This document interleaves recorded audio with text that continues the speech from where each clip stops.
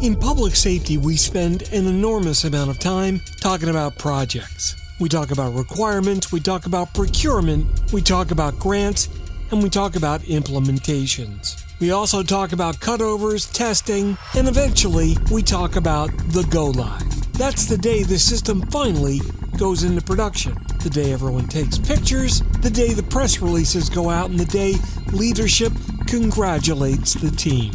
We all sit back and declare the project complete, but there's an uncomfortable reality. Although the project may be complete, the responsibility isn't. Because whether we're talking about NG911, CAD, GIS, a new radio system, or a cloud migration with AI tools, cybersecurity, and SD-WAN, or practically any other public safety technology, the most important day is often the day after go-live.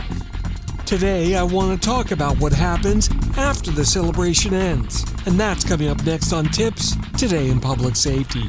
Welcome to TiPS, Today in Public Safety, your go-to podcast for today's breaking stories and public safety news. Here's your host, Fletch, with today's tips.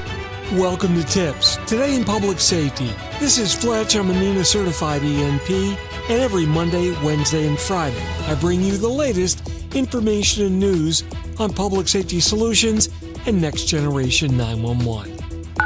The celebration phase. Every successful project has got a finish line. The system works, the acceptance tests were passed, the stakeholders sign off on the paperwork, and the vendor gets their final payment. And after months of hard works, everyone gets to take a well-deserved breather. And you know what? There's absolutely nothing wrong with celebrating success. The larger public safety projects are, the more difficult they are. They can take years and then require coordination across agencies, vendors, consultants, as well as the operational staff. And as for all the people on the project, well, they worked hard and should celebrate those accomplishments. But the problem is that many organizations unconsciously treat that go-live as the destination, where in reality, go-live is the starting line. And that's because the technology's finally entered the environment where it's got to survive contact with reality. And unfortunately, reality, well, it's a lot more complicated than the test lab ever was. The vanishing project team. One of the most predictable things that happens after go-live is the project team begins to disappear. The consultants move on, the implementation engineers get assigned to another job, and the vendor project manager, well, they start their next deployment. Inside the customer, the executive sponsor may change roles, or the internal champion retires or gets promoted. All of a sudden, the people who just spent 2 years making all the decisions are no longer sitting around the table, but the system remains. And as for the people who are left to inherit it, well, they're often left asking dangerous questions, like, why did we do it this way? And unfortunately, the frequent answer is, gee, nobody remembers. And that's how your institutional knowledge begins to evaporate around you. The configuration graveyard. Every public safety system out there eventually accumulates mysteries. It could be a routing rule that nobody wants to touch, or a firewall policy that everybody is afraid to remove or even touch. Maybe a CAD workflow that seems unnecessary, yet it's existed for years, or a GIS process that only one person really understands, or a SIP configuration that nobody can explain. Then you've got that funky radio setting that everyone assumes is important because there's a yellow sticky note on the rack that says, "Don't touch." And over time, your system has become an archaeological site with layers of decisions built upon earlier decisions that have long since been forgotten. Now, many of these things were absolutely correct when they were made, but the challenge is nobody actually documented the reasoning. And once the reasoning begins to disappear, well, that's when the risk begins to grow. The test that you stopped running.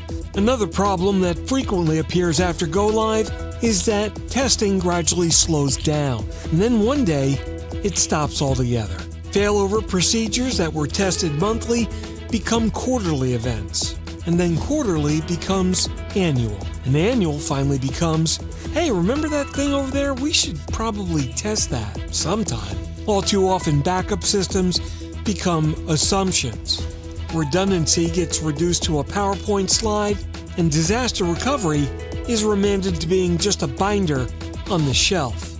Until the disaster happens, and then everyone's scrambling to discover whether that backup plan actually works or not. And that's typically the worst possible moment. You see, the uncomfortable truth is that resilience is not something that you can purchase. It's something that you have to continuously validate. The ownership problem. Yeah, technology projects often have owners. The operational systems will require stewardship, but those aren't the same thing. Ownership says, I approve this project, while stewardship says, I'm responsible for its ongoing success. Now, for the organizations that thrive after deployment, well, they understand this distinction. They establish governance and they review performance. They revisit assumptions and readjust where needed.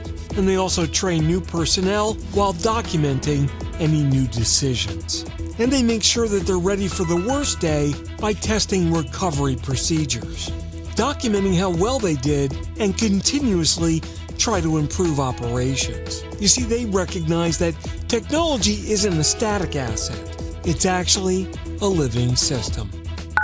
The public safety difference. In many industries, a technology failure will just create some inconvenience. But in public safety, that event can create consequences. And that is what changes the entire conversation. A missed call, a failed transfer, or a location error or GIS discrepancy, along with routing issues and radio coverage gaps, well, these are not merely technical problems. They may start out that way, but they quickly become operational problems. And most operational problems eventually become human problems. And that's one of the main reasons why public safety organizations simply can't afford to treat technology as a one-time project. No, the mission is ongoing. The stewardship must be ongoing as well. The bottom line. You can't say the project is finished when the system goes live. No, the project is finished when the organization can sustain it, when knowledge survives turnover, when the documentation will survive personnel changes, as well as when testing survives budget cycles and governance survives leadership transitions. It's when the system continues to improve years after the ribbon cutting. And that's because in public safety, success can't be measured by how well a project launches. No, it's measured by how well it performs long after everyone has stopped talking about it. And that's why the most important day of any technology project may not be the day it goes live. It just may be the day after. That wraps up this episode of TiPS Today in Public Safety. I hope we connected a few neurons and got you thinking in some new directions. Remember, new episodes are posted every Monday, Wednesday, and Friday, streaming live at 8 a.m. on 911tips.com and most social media platforms. Thanks so much for listening. We'll catch you next time. And if you're in public safety, thanks for what you do every single day. This is Fletch. We'll catch you next time. Take care. Hey, it's Fletch. Thanks so much for hanging out with me today. I hope you learned something new. Remember to catch all of my previous episodes of TiPS Today in Public Safety, published every Monday, Wednesday, and Friday on most social media platforms and streaming 24/7 at 911tips.com. My blogs are located at fletch.tv and my professional website is at fletch911.com. Remember to like and subscribe. It really helps out the algorithms. And if you're in public safety, thanks for what you do every single day. We'll catch you next time. Take care. You've been listening to TiPS Today in Public Safety, your go-to podcast for today's breaking stories and public safety news. Hosted by Fletch and available every Monday, Wednesday, and Friday. Catch past episodes on 911tips.com. Be sure to like and subscribe, and remember to join us each week for the latest on NG 911. I am Spider Harrison, the official 911 voiceover dude. Catch me on Sirius XM on various channels, including 90s on 9, the 10 spot, and on the Weekend Countdown on Hits 1. Or don't regret it for the rest of your life. Either way, I'm good.